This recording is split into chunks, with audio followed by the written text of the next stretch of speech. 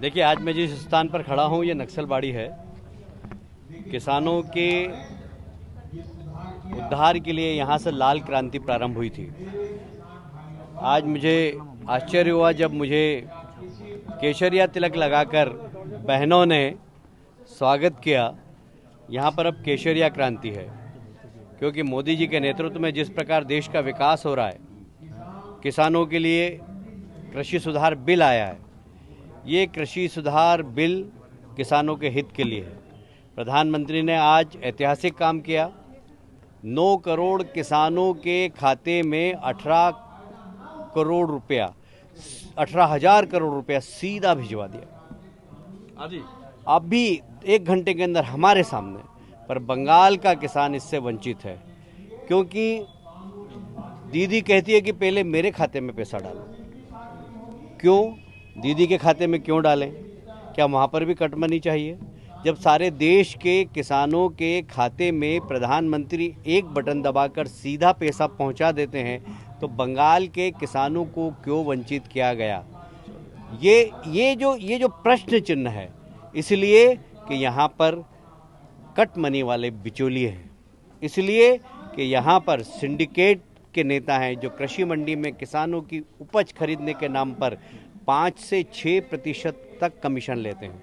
ये बहुत दुर्भाग्य की बात है कि ममता जी राजनीति कर रही हैं, पर किसानों का नुकसान कर रही हैं। सारे देश के किसानों के पास पैसा पहुंच रहा, पर बंगाल के किसानों के पास पैसा नहीं पहुंच रहा है। मैं समझता हूं कि ये बहुत दुर्भाग्य की बात है।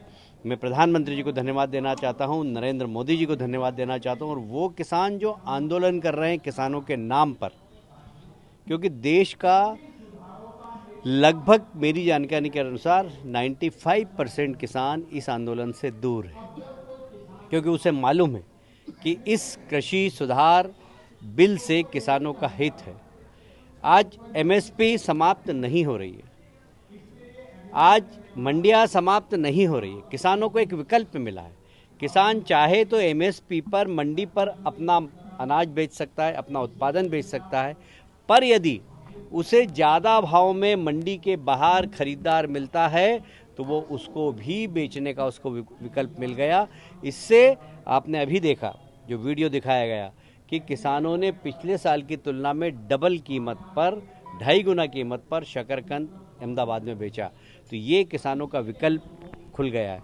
किसानों की आय दोगुनी हो, इसमें यह कृषक सुधार बिल बहुत महत्वपूर्ण भूमिका अदा कर रहा है। ये आंदोलन करने वाले लोग कहाँ से जुड़े हैं, किस प्रकार आंदोलन कर रहे हैं किसानों के नाम पर, ये देश को समझने की बात है। देश का किसान, आम किसान इस आंदोलन से जुड़ा हुआ नहीं है, वह इस कृषि सुधार बिल से खुश है। बंगाल का किसान को क्या होगा? कुछ भी तो नहीं मिला। ये सरकार जब भारतीय जनता पार्टी की आएगी यहाँ पर, तो पुराना पैसा भी किसानों को देने के लिए केंद्र सरकार को दबाव डालेगी। लगभग 10,000 करोड़ रुपया बंगाल का अभी भी केंद्र सरकार के पास है।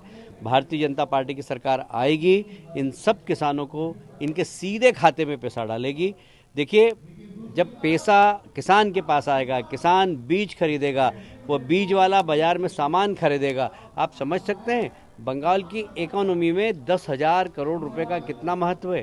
पर दीदी अपने सत्ता के अहंकार के कारण पश्चिमी बंगाल के किसानों का कितना नुकसान कर रही है, व्यापारियों का कितना नुकसान कर रही है, ये समझने वाली बात है।